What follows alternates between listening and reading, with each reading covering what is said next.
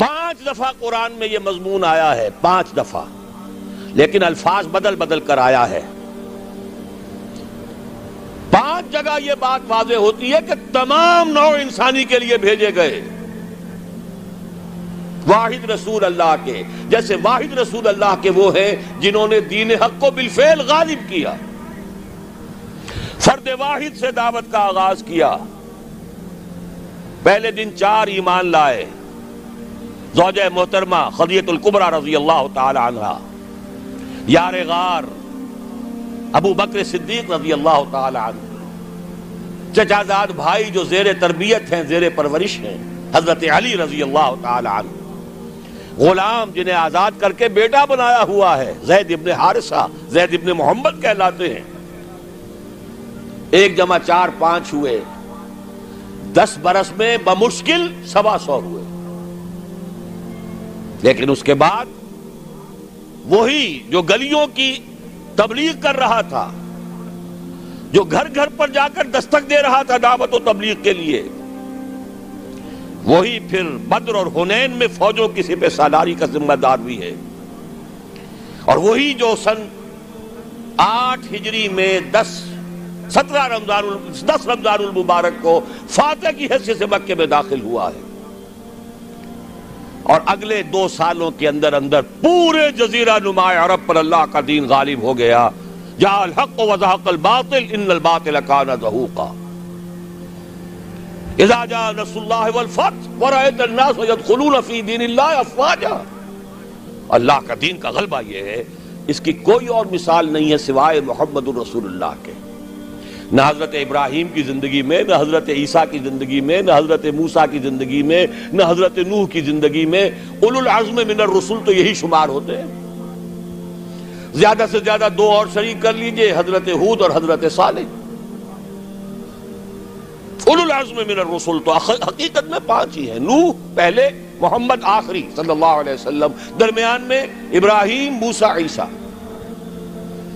یہی وجہ دیکھیے سورہ شورا کی آیت میں پہلے حضور، حضرت نوح، پھر حضور، اور پھر درمیان کے 3۔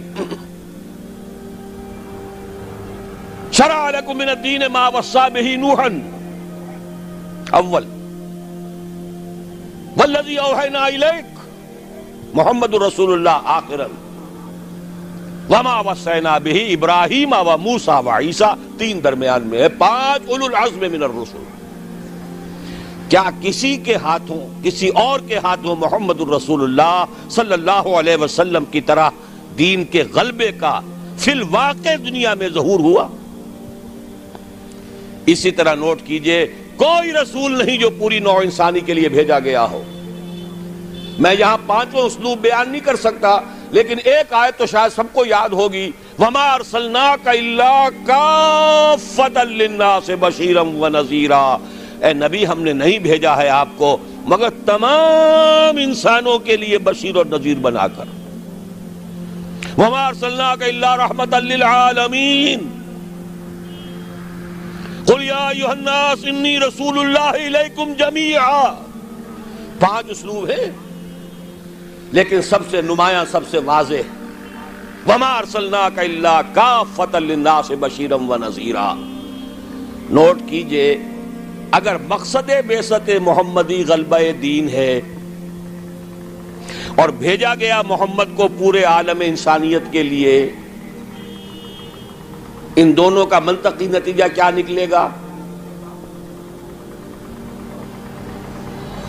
کیسے ممکن ہے کہ حضور کا مقصد بعثت پایہ تکمیل کو نہ پہنچے اور قیامت آ جائے، دنیا ختم ہو جائے؟ ناممکن۔ دنیا کے خاتمے سے پہلے وہ وقت آ کر رہے گا جب کل کرۂ ارضی پر اللہ کا دین اسی طرح غالب ہو جائے جیسے کہ محمد عربی صلی اللہ علیہ وسلم کے دست مبارک سے جزیرہ نما عرب میں غالب ہوا۔ اگر نہیں ہوتا تو تکمیل نہیں ہوئی۔ یہی بات کہی ہے اقبال نے، وقت فرصت ہے کہاں، کام ابھی باقی ہے، نور توحید کا اتمام ابھی باقی ہے۔ جزیرہ نما عرب تو جگمگا اٹھا نور توحید سے، جیسا کہ بعد میں عرض کروں گا۔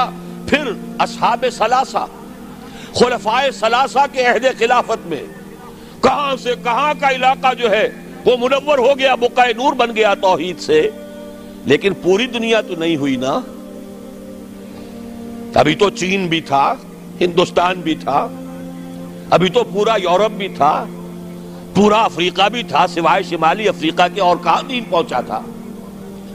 جب تک کہ کل روئے ارضی پر اللہ کا دین غالب نہیں ہوتا، حضور کا مقصد بعثت نامکمل ہے، وقت فرصت ہے کہاں، کام ابھی باقی ہے، نور توحید کا اتمام ابھی باقی۔ البتہ اتمام کے دو مفہوم سمجھ لیجئے، ایک ہے کسی شے کا کسی ایک بلندی تک پہنچ جانا، ایک ہے کتنی اس کی وسعت کتنی ہے۔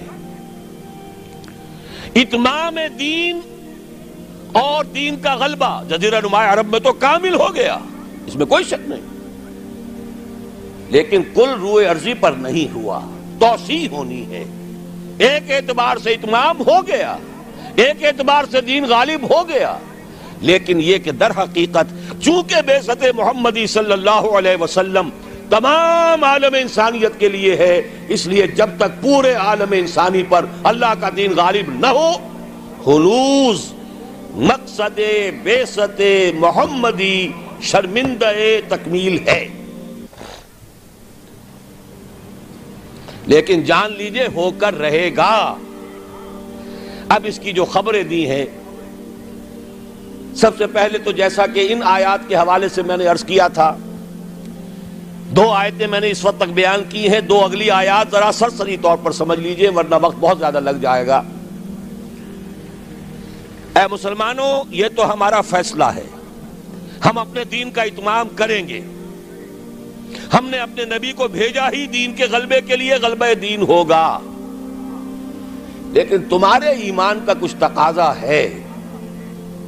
اگر تم چاہتے ہو آخرت کے عذاب سے بچنا، اگر تم چاہتے ہو جنت کا داخلہ، تو تمہیں ایک کاروبار کرنا پڑے گا۔ یا ایھا الذین آمنوا هل ادلکم علی تجارۃ تنجیکم من عذاب علیم تؤمنون باللہ ورسولہ وتجاہدون فی سبیل اللہ باموالکم وانفسکم۔ ایمان رکھو جیسا کہ ایمان کا حق ہے، اور جہاد کرو اللہ کی راہ میں، کھپا دو اس میں اپنی جانیں بھی اور اپنے مال بھی۔ یہ تقاضا ہے اہل ایمان سے۔ مشیت ازدی ہے، بعثت مقصد محمدی اپنی جگہ ہے صلی اللہ علیہ وسلم، لیکن جانیں کھپائیں صحابہ نے، سختیاں جھیلی صحابہ نے، قربانیاں دی حضور نے بھی اور صحابہ نے بھی۔ محمد الرسول اللہ والذین معہ، یہ الفاظ کہاں آئے ہیں؟ سورہ فتح کی اس آیت کے بعد، هو الذی ارسل رسولہ بالہدی ودین الحق لیظہرہ علی الدین کلہ وکفی باللہ شہیدا محمد الرسول اللہ والذین معہ اشداء علی الکفار رحماء بینہم الی آخر الآیہ۔ البتہ اس کے بعد فرمایا مسلمانوں، چونکہ یہ سورت نازل ہوئی ہے غزوہ احزاب کے بعد، سورہ صف، مسلمانوں ہم نے تمہیں ٹھوک بجا کر دیکھ لیا، تم نے ایمان اور جہاد کے تقاضے پورے کر دیے، تم نے اپنے ایمان کی صداقت کا وافر ثبوت فراہم کر دیا، لہذا آپ خوشخبری سنو۔ یہ خوشخبری کب دی جا رہی ہے؟ جبکہ محمد الرسول اللہ کو 18 برس ہو چکے ہیں کام کرتے ہوئے، جبکہ صحابہ پر سختی اپنے عروج کو پہنچ چکی ہے غزوہ احزاب میں۔ فرمایا اگر تم اس راستے پر گامزن رہو گے تو اخروی وعدے بھی ہیں، مغفرت بھی ہے، نجات بھی ہے، جنتیں بھی ہیں، بڑے اعلیٰ گھر بھی ہیں، وَأُخْرَىٰ تُحِبُّونَهَا نَصْرٌ مِّنَ اللَّهِ وَفَتْحٌ قَرِيبٌ، اور ایک اور بات سن لو جو تمہیں بہت پسند ہوگی، اللہ کی مدد آیا چاہتی ہے اور فتح جو ہے تمہاری قدم بوسی کرنا چاہتی۔ یہی وجہ ہے کہ غزوہ احزاب کے بعد حضور نے فرما دیا تھا صلی اللہ علیہ وسلم، لَن يَغْزُوكُمْ قُرَيْشٌ بَعْدَ عَامِكُمْ هَٰذَا، وَلَكِنَّكُمْ تَغْزُونَهُمْ. مسلمانوں، قریش میں اب جان نہیں ہے، وہ دوبارہ کبھی تم پر چڑھائی کر کے نہیں آ سکیں گے. بس ختم. یہ آخری مرحلہ تھا. جیسے حضور کے اوپر جو شدائد اور جو سختیاں تھیں، اس کا کلائمیکس یوم طائف ہے، اسی طرح صحابہ کرام پر من حیث الجماعت امتحان کے بعد امتحان، امتحان کے بعد امتحان. وَلَنَبْلُوَنَّكُمْ بِشَيْءٍ مِّنَ الْخَوْفِ وَالْجُوعِ وَنَقْصٍ مِّنَ الْأَمْوَالِ وَالْأَنفُسِ وَالثَّمَرَاتِ. لیکن یہ فنومینا پہنچ چکے اپنے نقطۂ عروج کو غزوہ احزاب میں. کئی دن کے فاقے بھوک کا یہ عالم، 12,000 کا لشکر، چھوٹی سی بستی، جیسے صحرا میں چراغ روشن ہو اور آندھیاں آ رہی ہوں بجھانے کے لیے. امتحان انتہائی شدید. ثابت قدم ہے محمد الرسول اللہ والذین معہ اخری تحبونها نصر من اللہ وفتح قریب وبشر المؤمنین. اے نبی، اہل ایمان کو بشارت دے دیجئے، تمہاری سختیوں کا دور اب ختم ہوگا، اب فتح تمہارے قدم چومے گی. یہی بشر المؤمنین پر عمل کر کے حضور نے فرمایا لن تغزوکم قریش بعد عامکم ھذا. مسلمانوں، اب قریش تم پر چڑھائی کر کے نہیں آ سکتے. وَلَكِنَّكُمْ تَغْزُونَهُمْ، بلکہ اب تمہاری طرف سے انیشیٹو ہوگا، اب تم چڑھائی کرو گے. اب یہی مضمون ہے جو سورہ نور کی اس آیت میں ہے. قاری صاحب سے بھی آپ نے سن لی، چونکہ سورہ نور بھی غزوہ احزاب کے بعد نازل ہوئی ہے. سن 5 ہجری میں غزوہ احزاب، سن 5 ہجری میں سورہ احزاب کا نزول، سن 5 کے آخر میں یا 6 کے شروع میں سورہ نور کا نزول ہے. وعد اللہ الذین آمنوا منکم وعملوا الصالحات. یہ وہی جو ایک آیت چھوٹی آئی ہے سورہ صف میں، اسی کی وضاحت ہے. وَأُخْرَىٰ تُحِبُّونَهَا نَصْرٌ مِّنَ اللَّهِ وَفَتْحٌ قَرِيبٌ. اسی کی وضاحت ہو رہی ہے. ایک بات کو 3 اسلوبوں میں بیان کیا جا رہا ہے، دل جوئی کے لیے، تشفی کے لیے، اطمینان دلانے کے لیے. وعد اللہ الذین آمنوا منکم وعملوا الصالحات. اللہ کا وعدہ ہے پختہ مسلمانوں، تم میں سے جنہوں نے ایمان اور عمل صالح کا حق ادا کر دیا. اور یہیں سے یہ بات سمجھ لیجئے کہ عمل صالح کا سب سے بڑا اطلاق جہاد فی سبیل اللہ پر ہے، نوافل پر نہیں ہے. سورہ صف میں کیا فرمایا؟ اگر چاہتے ہو جہنم سے چھٹکارا تؤمنون باللہ ورسولہ وتجاہدون فی سبیل اللہ باموالکم وانفسکم. اسی کی وضاحت کر رہی ہے یہ آیت نمبر 55 سورہ نور کی. وعد اللہ الذین آمنوا منکم وعملوا الصالحات. تو عمل صالح سے مراد کیا ہے؟ تقابل کیجئے، القرآن یفسر بعضہ بعضا، مراد ہے جہاد فی سبیل اللہ. اے مسلمانوں، تم نے ایمان اور جہاد کا جو حق ادا کر دیا. اب 3 وعدے ہیں ہمارے. لَيَسْتَخْلِفَنَّهُمْ فِي الْأَرْضِ كَمَا اسْتَخْلَفَ الَّذِينَ مِن قَبْلِهِمْ. لازماً انہیں خلافت عطا کریں گے زمین میں جیسے کہ ان سے پہلوں کو خلافت عطا کی تھی. یا داؤد انا جعلناک خلیفۃ فی الارض. کبھی اگر داؤد اور سلیمان کی حکومتیں ہو سکتی تھی تو محمد الرسول اللہ کی امت کی حکومت کیوں نہیں ہو سکتی؟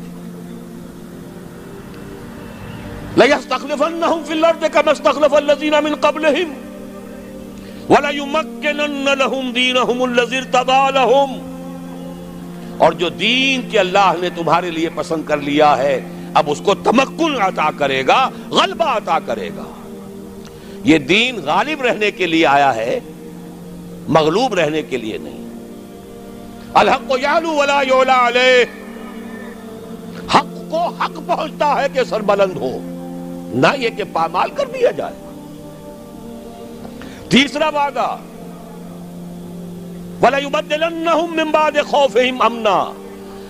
اب تک تو تم پر خوف کی کیفیت طاری تھی، پھر نہ قریش چڑھ کے آ جائیں، غطفان نہ آ جائیں. حدیثوں میں، سیرت میں آپ نے پڑھا ہوگا، رات رات بھر پہرے رہتے تھے، ذرا شور ہوتا تھا منافقین جو ہے لے اٹھتے تھے، پھر حملہ ہو رہا ہے بھائی، پھر حملہ ہو رہا ہے. ہر وقت ایک خوف کی کیفیت. لیکن اے مسلمانوں اب وہ خوف کی حالت بدل جائے گی، تمہیں امن حاصل ہو جائے گا۔ چیزیں تین بیان کی ایک ہی ہے، جب تمہیں حکومت مل جائے گی تمہارا دین خود بخود غالب ہو گیا، یا جب اللہ کا دین غالب ہوگا حکومت خود بخود تمہارے ہاتھ میں ہوگی، اور پھر اب ڈر کس کا؟ اب چین ہوگا، سکون ہوگا، اطمینان ہوگا، امن ہوگا۔ یعبدوننی، اور پھر وہ میری بندگی کریں گے جیسے کہ بندگی کا حق ہے۔